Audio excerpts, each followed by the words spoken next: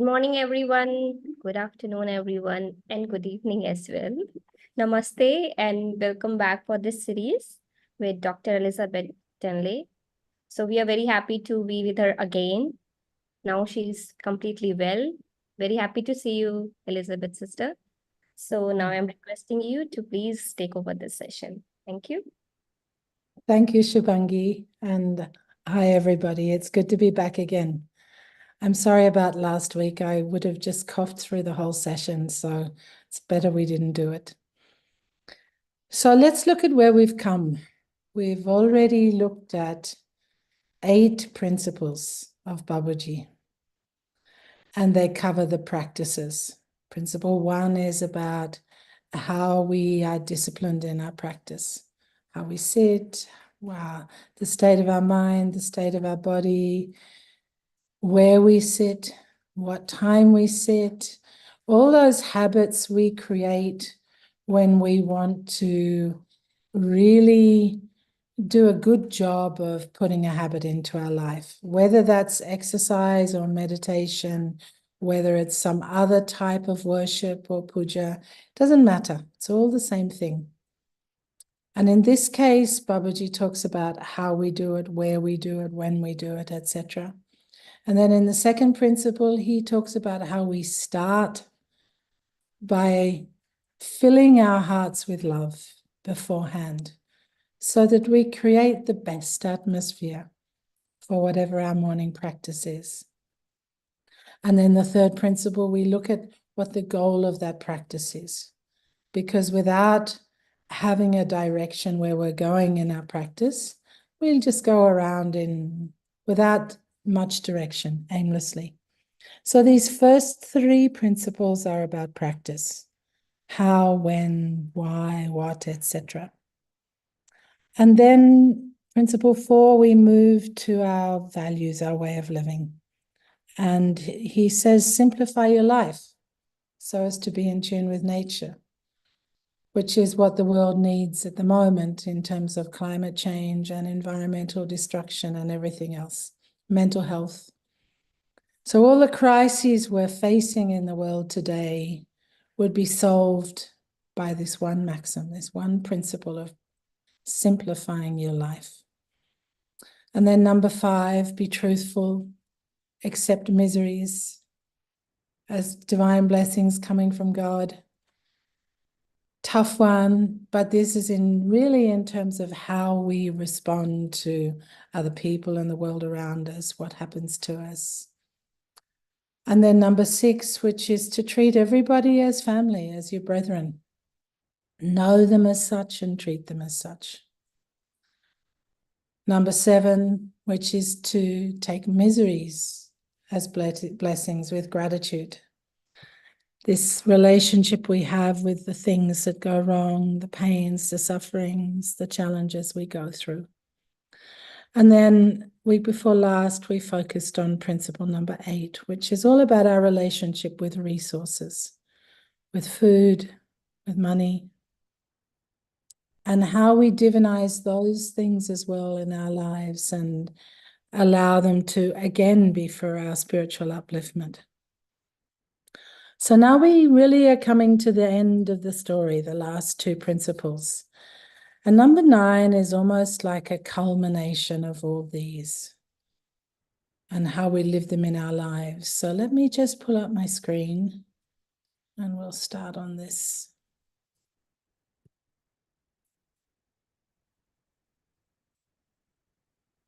Okay. So again, let's start with a check-in. Simply close your eyes. Center yourself in the center of your being.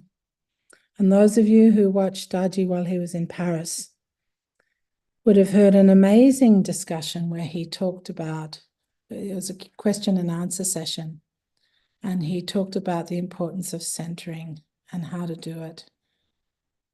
So this is a critical skill that you can use any time of the day or night to really regroup, recalibrate, and get to the essence of who you are. So let's take a moment to check in, center ourselves through the heart. And once you feel balanced in your heart, the midpoint of your being, ask yourself the simple question, how am I feeling?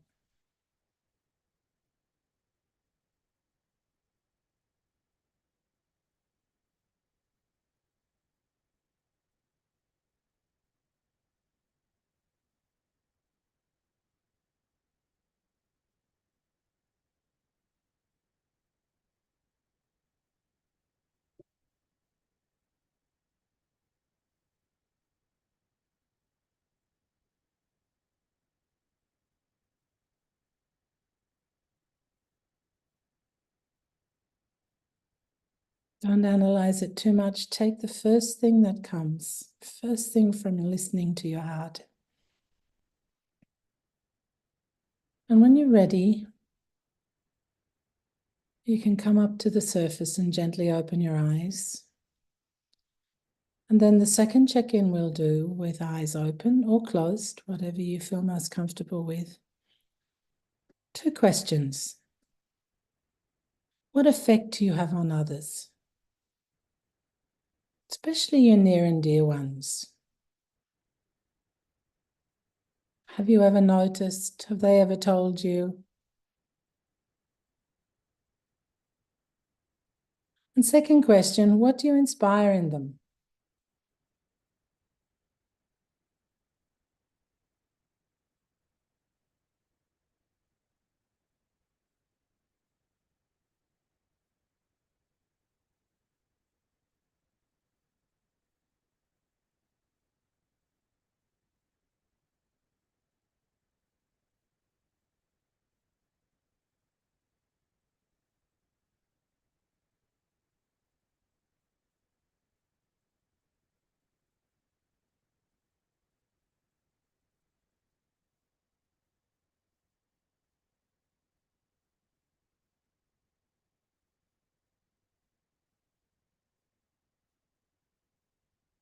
Anyone want to share anything in the chat or by unmuting yourself?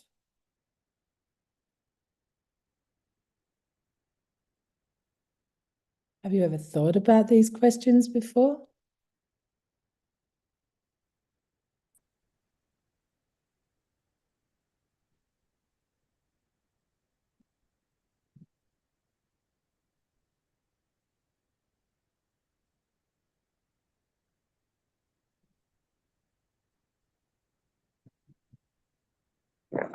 About it when you, okay, somebody's unmuted themselves. Please go ahead.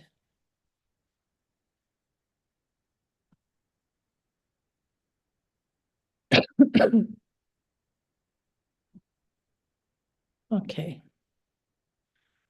Ananda's written, no, sister, please explain more. Well, there's nothing really to explain. I'm just wondering if you've ever thought about the effect you have, for example, when you walk into a room, what effect do you have on the people around you? What effect do you have on your family members when you get up in the morning?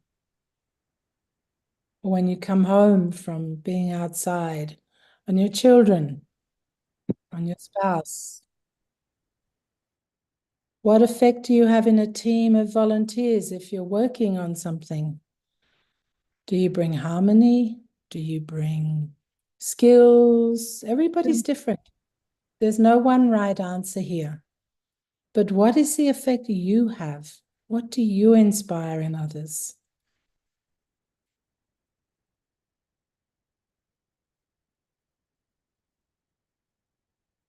Okay, take some time to think about that during the week because this is essential to this principle. Sister, may I share? Yes, please, go ahead.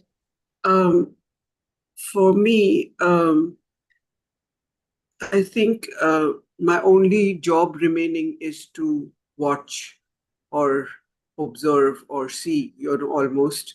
And it's almost like it's not even me, because if it was me, I would completely mess it up, in every action, because then if it is not getting messed up, or like, for example, you said, what effect am I having? in my family. I can see it in my daughter very, very clearly.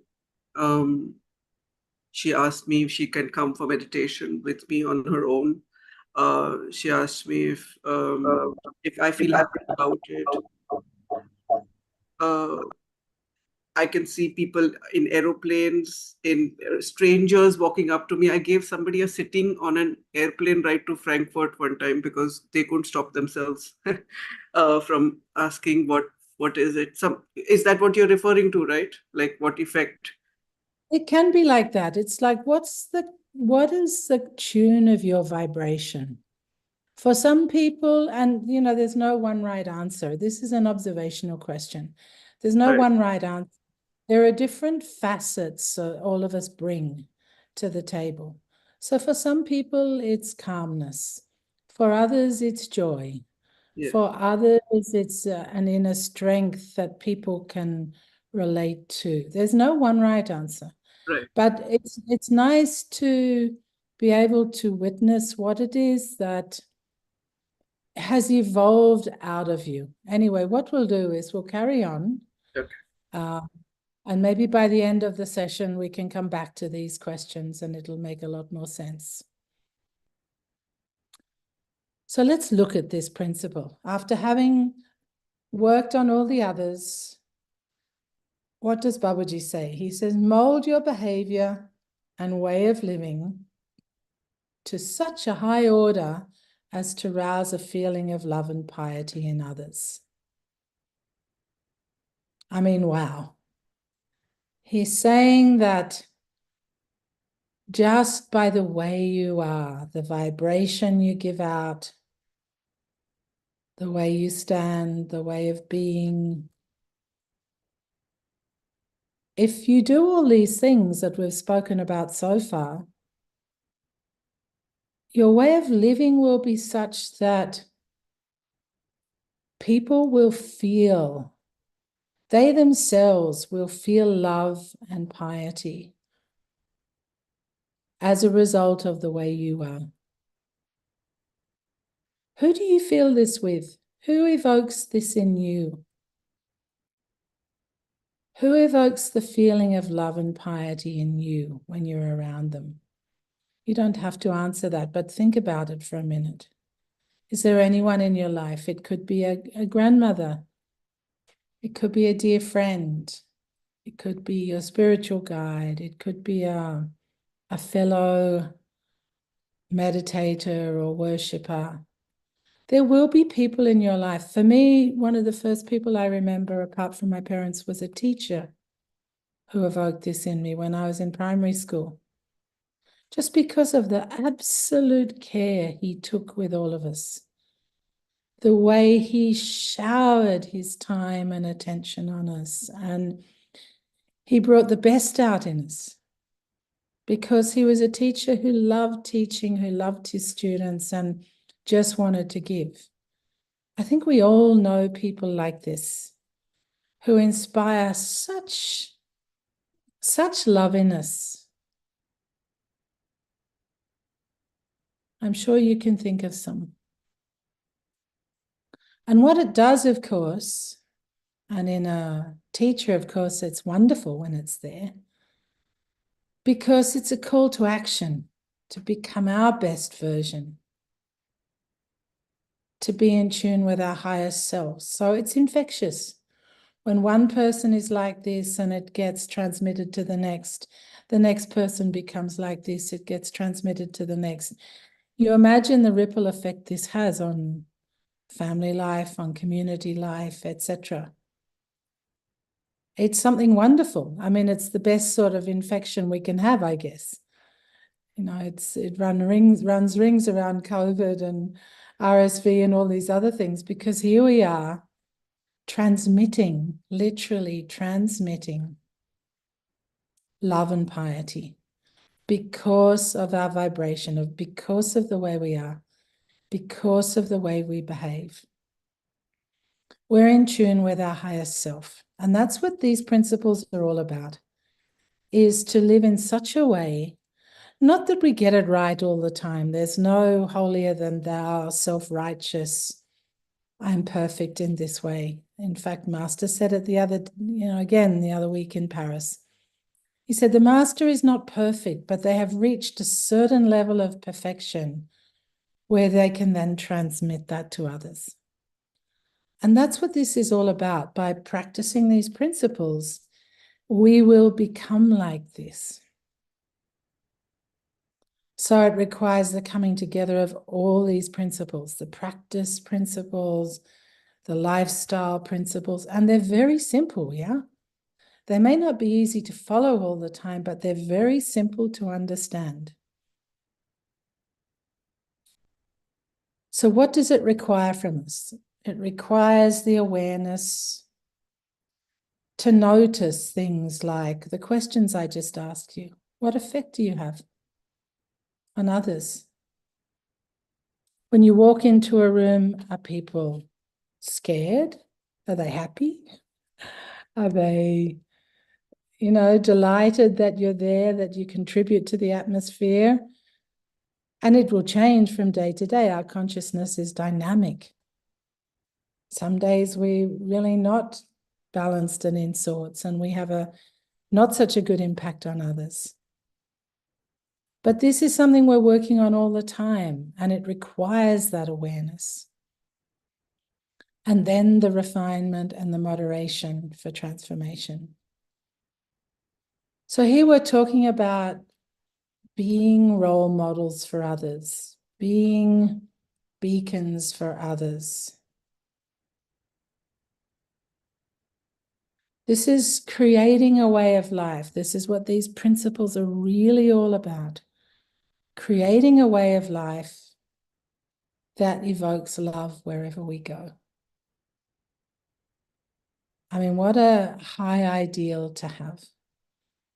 And that's what Babaji is trying to get us to do through all these principles. If we practice 1 to 8, this is likely to be the result.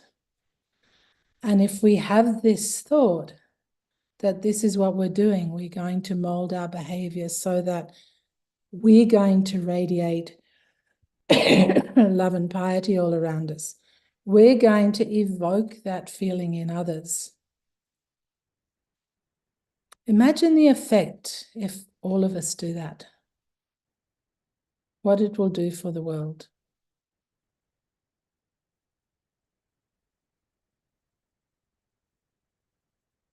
So, as Babaji says through these, it all starts with, first of all, the practice. First 3 principles, sorry. So we start with the inner transformation. But the real proof of our inner transformation, we may not feel a lot in meditation. We may not feel tremendous experience, or we may not know what chakra we're at. We may not know our approach. So many things we may not know. But the real proof that we are evolving spiritually will be seen by other people. And that's what this maxim is all about, this principle that other people will feel love and piety as a result of us. Because our lifestyle, our behavior will start to change. And this is reflected in our dealings with everyone and everything, not just humans, with other species, with the environment. And in yoga, this is known as vyavahara, dealings, our duties. And it's like, if you like, the expression of a spiritual practice. So this can be in conversation, how we speak with people, how we treat them. Do we treat them with respect? Do we listen to what they have to say, or are we so intent on talking ourselves that we're not that interested in listening to others and learning from them? Vyavahara is also in our actions. For example, when you get on a bus or a train and you see an elderly person get on, do you automatically get up and offer them your seat? Do you open the door for somebody? Do you help a person who's struggling across the road with their shopping, for example? When you're driving, are you gracious in the way you treat other drivers on the road, or do you honk and yell and get upset at them? All these things are all our dealings in our day-to-day life. When somebody at the office does something stupid, do you judge them, or do you try to understand and have compassion for them? These are the things that are representative of our inner state. These are the things that come across as evoking, arousing love and piety in others. If someone else makes a mistake, generally they will know it. They won't feel good about it. If we point a finger towards them and, make them suffer even more, judge them for what they've done, does it help the person? Generally not at all. As the first teacher in Heartfulness, Lalaji, used to say, never offer advice. Why? Because generally people know. They need our kindness, they need our compassion, not our judgment. And this is one of the most important things that will arouse love and piety in others. If we become non-judgmental, think about it with your kids for a moment. Supportive, helpful. I'm not saying we don't discipline, but how we do it is important. So these things are all vyavahara, how we behave in the world.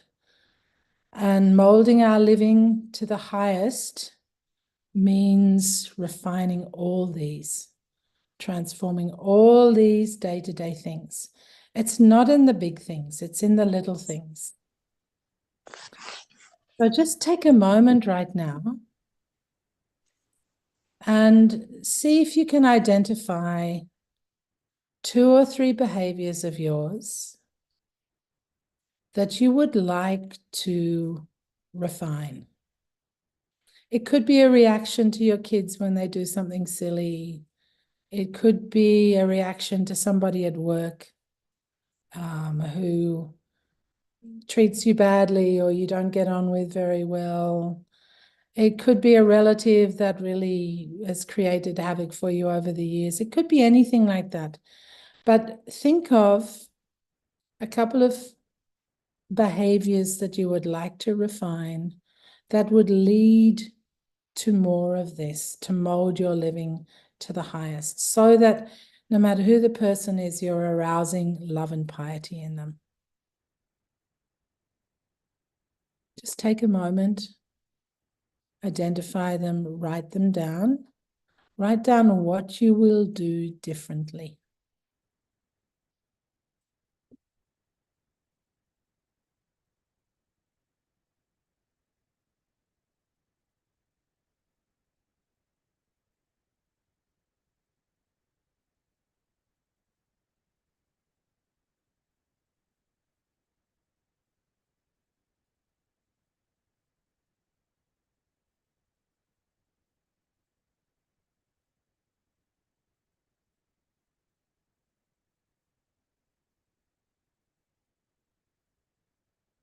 And if anybody can't think of any, then it means you're not looking hard enough. Not that you don't have them.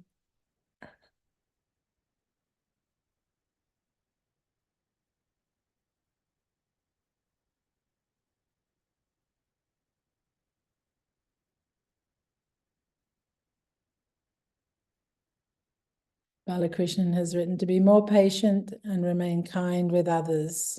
I'm evolving on it. Very good one. Patience is a tricky thing sometimes.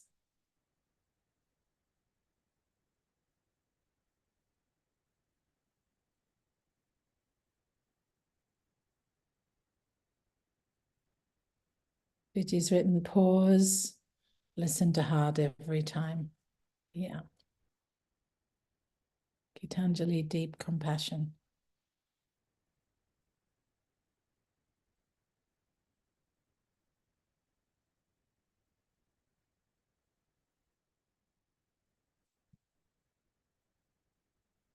Nanji's written, accepting others just the way they are without reacting. Yeah, these are all the things that contribute to Principle 9. Anand's written, take a pause in adverse situations. Dipali, at that time, be silent and ponder about the reasons. Stay connected with the heart. Yeah. Wonderful. So you all know what you need to work on. And take this as an opportunity to do that over the next week. Yeah, Sanya's written, challenging for me is not to react and need to balance my emotions. Yes. So we're all struggling with the same thing. You know, we're all struggling with how not to react to negative things.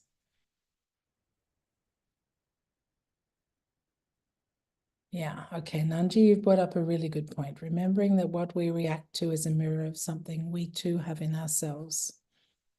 And this is one of the most interesting things about this principle, that, you know, it's like reformed smokers.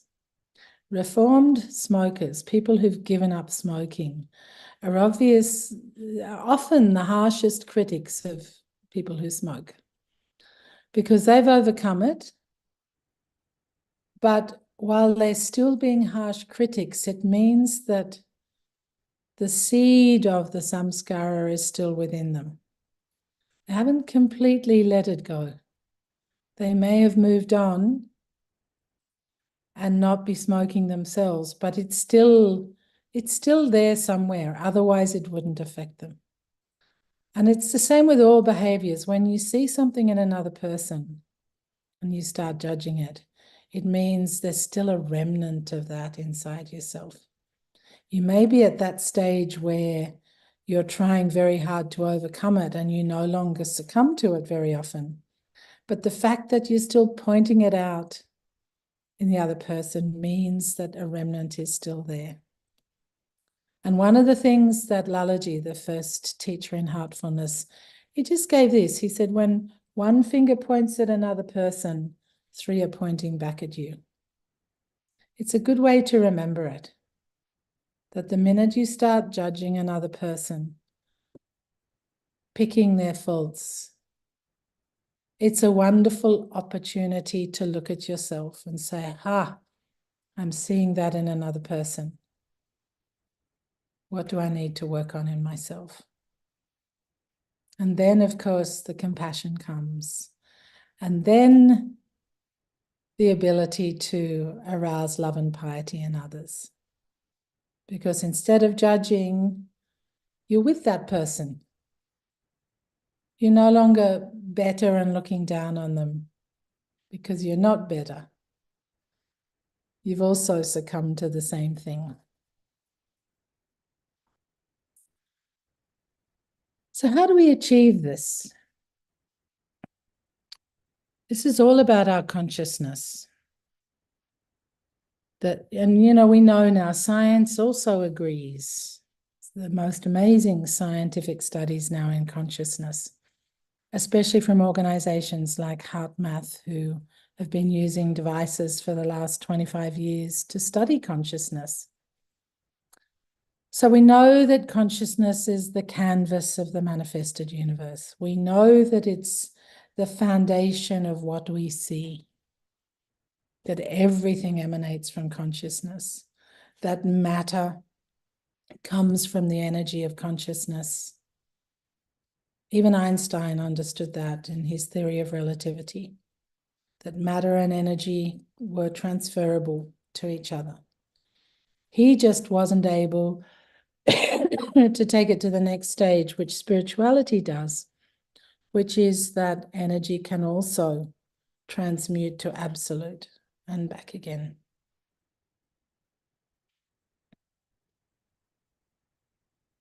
So if we're going to make any lasting change, if we're going to mold our living, we start with practice. We have to expand and transform our consciousness, and meditation is the way we do this. And as a result, meditation is becoming more and more popular. It's immensely popular with people who are interested in self-transformation. Doesn't mean it's an easy process, but people recognize that if we're going to do this, we have to work on our consciousness. I'm just going to digress a bit because Dipali's also brought up a good point. She's saying that when I have compassion for others, when they're not treating me well or whatever, they can take advantage of that. That it's not always something healthy because other people do take advantage of situations. So we'll come back to that later.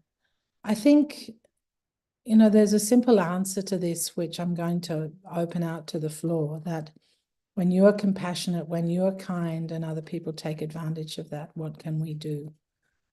So let that percolate throughout the session. We'll keep going and we'll come back to that at the end, Dipali. So first thing we've said is meditation practice, spiritual practice. But then what do we do with that evolved consciousness? And this is the thing that Daji keeps asking us again and again and again. In Dubai, he did, in Paris, he did, in London, he did on his travels, and now he's in the US. So we meditate, we pray, we do our spiritual practice, our worship, whatever that is.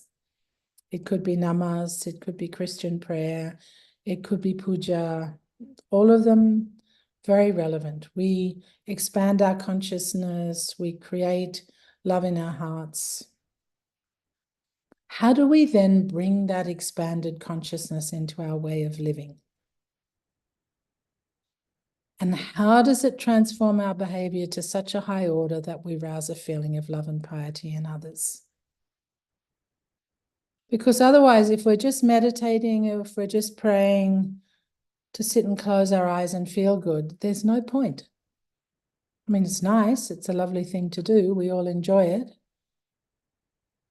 But if it doesn't transform how we are in the world, it's not working. That's what this principle is all about. So what would change? What is there in our way of living which is about behavior? It's how we converse, for example, how we respond. Many of you wrote about how you react in situations.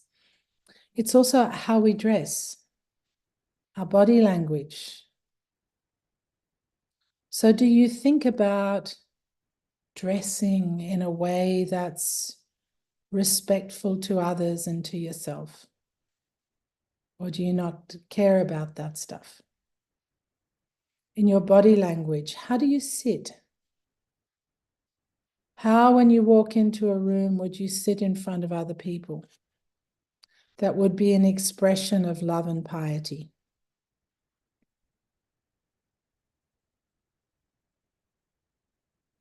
These are all questions to ask yourself. For example, with dress, do you dress to stand out? Or do you dress to be quietly in the background? Do you need to be seen in situations, or are you happy just to be? All these sorts of questions are examples of your way of living, your vyavahara, your body language. When you're upset, do you wave your arms around and shout and carry on with great drama? Or do you take the time, as many of you mentioned, to pause, to stop, to calm yourself down and behave in a much more balanced, moderate way? Because if we're not able to master these things, it doesn't matter how evolved our consciousness is. You know, Daji's often said that if our love is to flow into someone else, and this is the same whether it's a romantic relationship, parent to child, spiritual relationship, if our love, any sort of love, is to flow into someone else, if we are to create a state of piety in others, we will have to reach a higher level so it can move from higher to lower. Or at least the same, it needs to flow in that way. Which means that there's a constant recalibration, a constant awareness of who we are and how we're behaving. Not in an analytical way. I'm not saying that we analyze our behavior all the time, but we feel our vibration. We feel what's going on inside.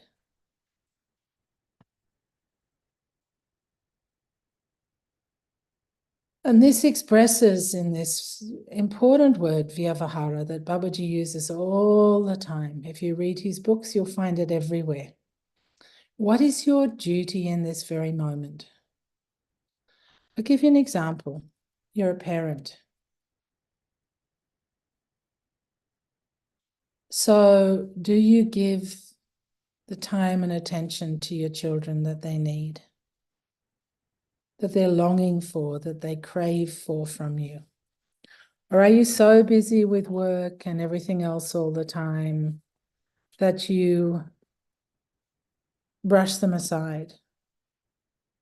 What will happen when you are not doing your duty in this regard as a parent over time?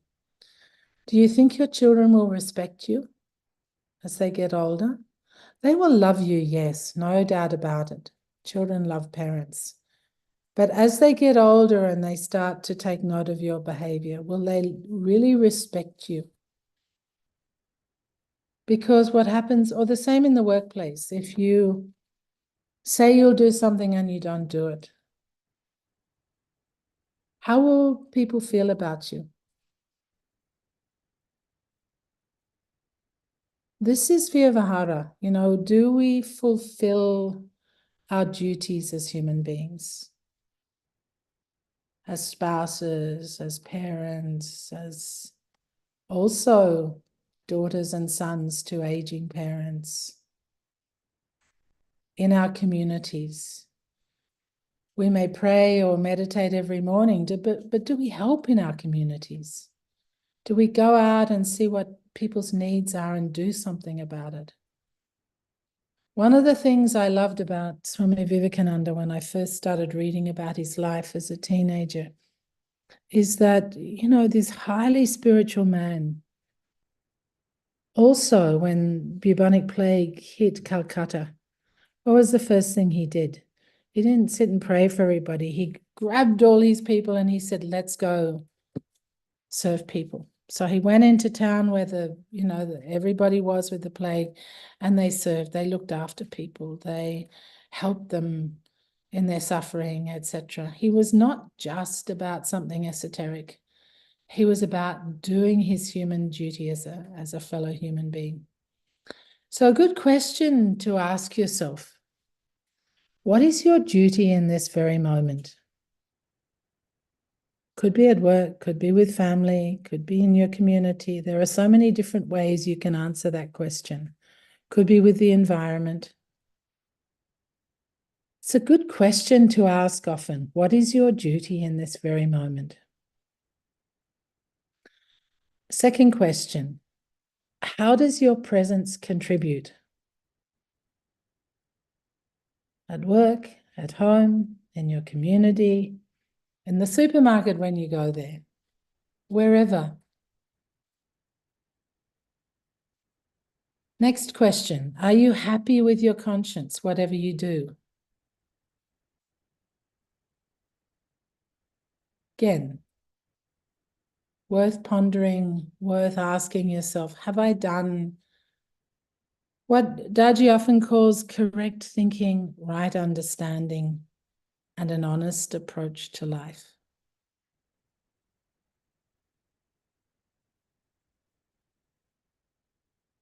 Next question. Is that conscious? You may be happy with your conscience. You may know what is right, think what is right.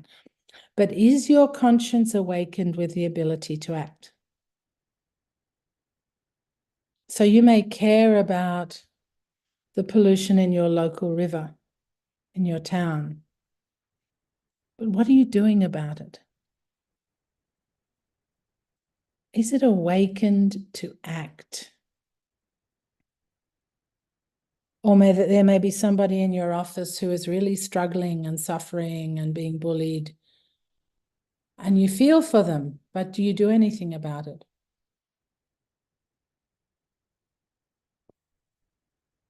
These are the questions around Vyavahara that are important for this principle to ask yourself. Because only then, when your heart starts responding, when you start listening and saying, okay, this is what my heart's saying, let me now take that out into the world. That's what this principle is all about. Then sensitivity develops. And only then will we start to become more sensitive to subtler and higher things. When we start responding at the most simple, the most detailed, the most worldly things. So Viji mentioned listening to the heart more. Each time our inner voice prompts us to do something worthwhile, we need to listen to it. That's what this is all about. You know, recently we had a global spirituality mahotsav in Kanha Shantivanam. And hearing the different organizations come and talk about their work, the work that they're doing in the world, in famines, in tsunamis, in so many situations, in education, in villages, with farmers, was so inspiring because you realize there are so many people out there doing something really incredible, really positive. And the more that happens, it was an eye-opener, and I was really, really so inspired by so many of the groups and what they're doing. So the more this happens, the more the world will become a loving place, full of love and piety.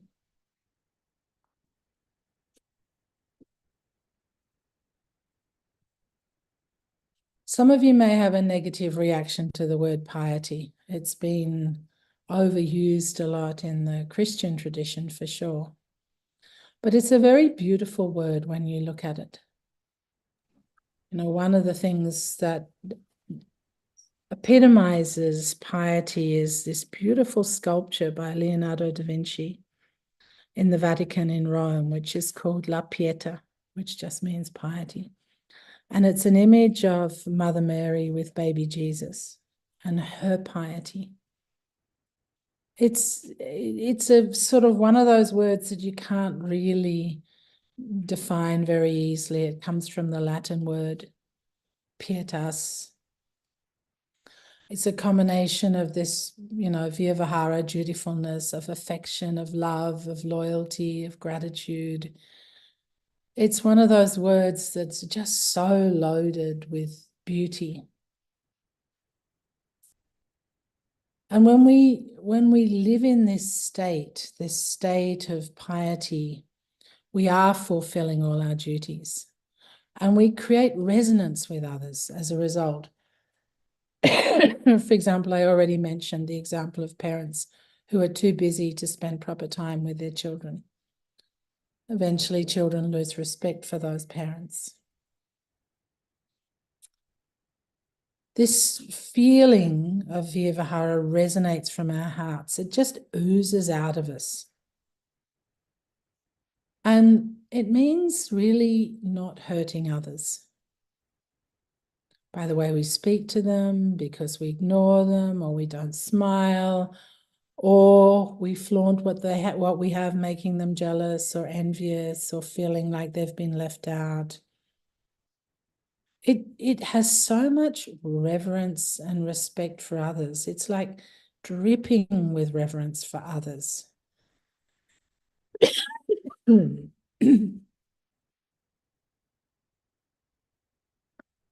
Okay, so this is what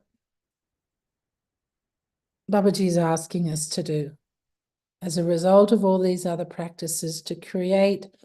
I keep thinking of this word amrit, of nectar, that somehow our system is so loaded with this beautiful state that people can't help to be attracted like bees to the flowers. And what's at the basis of this? And these things come from the other maxims, the other principles. And again, it's all about principle 4, being in tune with nature, simplifying our lives so we're in tune with nature. So the first principle that's part of this, that Babaji describes so beautifully, he says the first thing is uniformity. We're all the same. We're all, as in principle 6, we're all related, we're all brethren. Just like the sun shines everywhere, it doesn't discriminate. The air doesn't discriminate. The trees don't discriminate. They give shade to everybody. The rose gives fragrance to everybody. We're all from the same source of existence. We are a manifestation of one essence. And once that is really felt in your being, there's no better or worse, there's no right or wrong, there's no judgment. There's a natural humility that everyone has their place. Excuse me for coughing. The second principle in nature that's part of this maxim is diversity. That nature embraces diversity, like this garden. Babaji uses the example of a garden. He said, that a garden with only one plant would look ridiculous. It's like an orchestra with just one instrument. It works because of the combination of everything. And when we combine these principles, we arrive at the idea of unity in diversity, where we value each other, all our strengths and weaknesses, because we're all different. We each have our own genius. And as a result, we can accept that we evolve by ennobling others, not by putting them down. Imagine this, that our job now, as human beings, as fellow human beings, is to ennoble others. I mean, what a wonderful ideal to live up to. That's our job as fellow human beings with each other. And what it will create in the world. The other aspect of nature, which is part of this principle, is evolution and growth. Nature is evolving. So where we are now is meant to be, as human beings, the pinnacle of evolution. And all that means is that while other plants and other animals evolve automatically, according to nature's plan, we can evolve consciously. We have been endowed with a level of consciousness to be self-aware and to expand that awareness and transform ourselves. So given that we have this great gift, what are we going to do with it?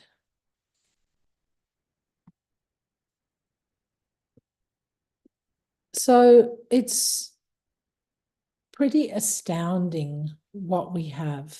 The fact that we're born as human beings, we have this potential. But something else happens here, which I think is, it's more than the icing on the cake. It's something remarkable. When we do this, we don't only rouse feelings of love and piety in others, we also start to naturally attract divine grace.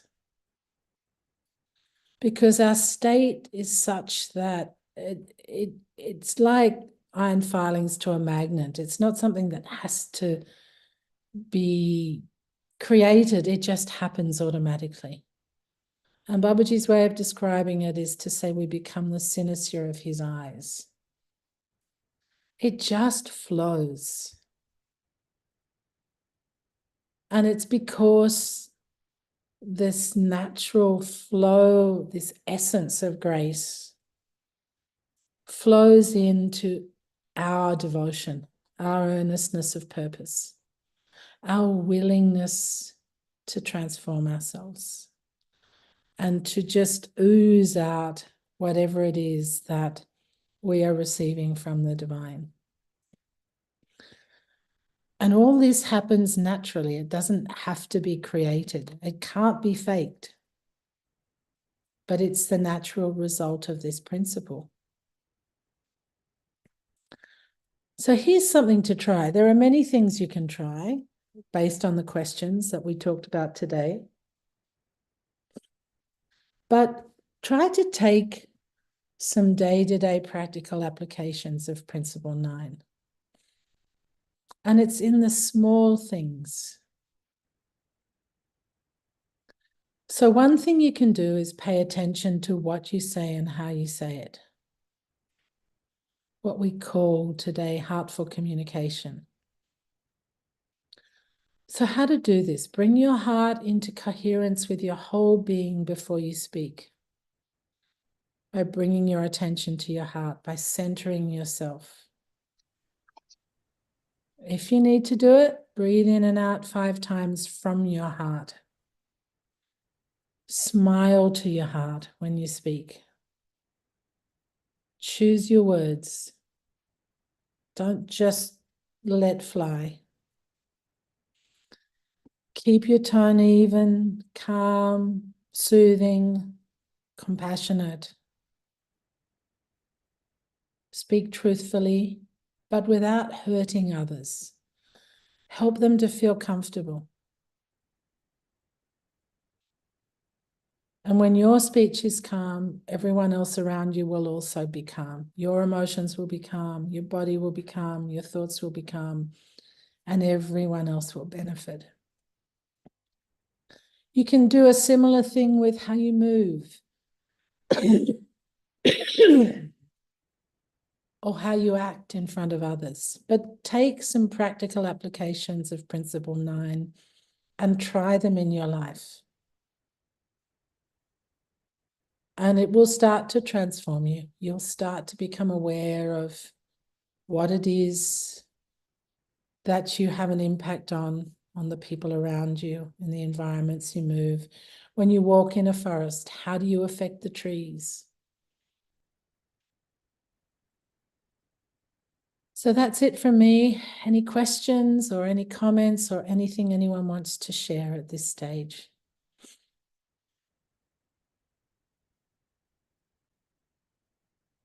And especially in relation to Dipali's question, if I'm compassionate, other people can take me for granted. So what can I do?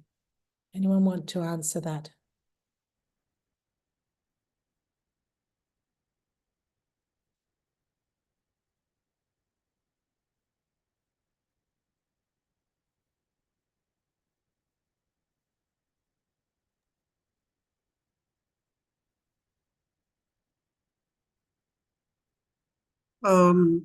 Sister, the compassionate part, I think it's not meant to be transactional.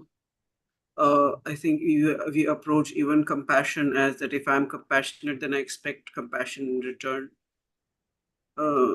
That is what is stopping us, because ultimately we bring our covering to it, saying that we expect it in return as well. And there may also be a layer of fear, because then we don't know what will be at the end of it. So the fear of the unknown, whether we will get compassion back or we will get hurt or pain back.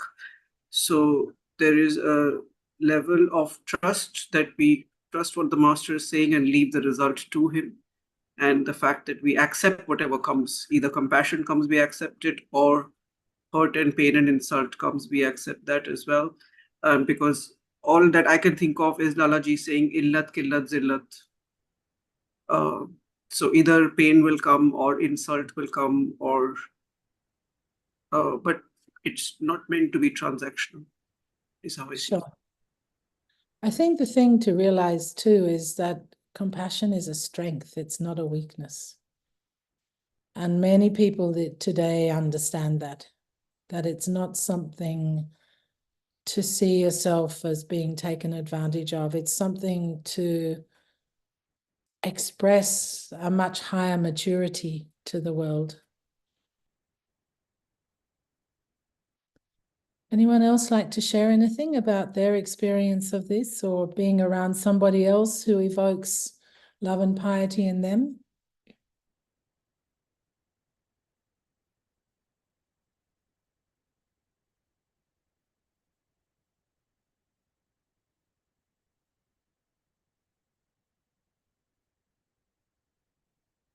Okay, Shubhangi, I think we're done.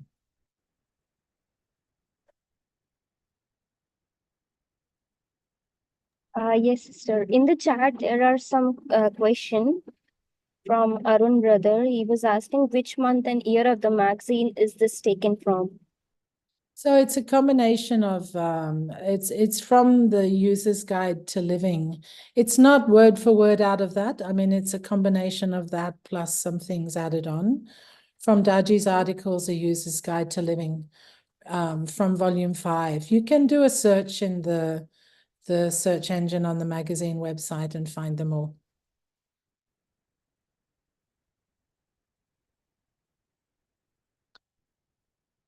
Anyone else want to add anything?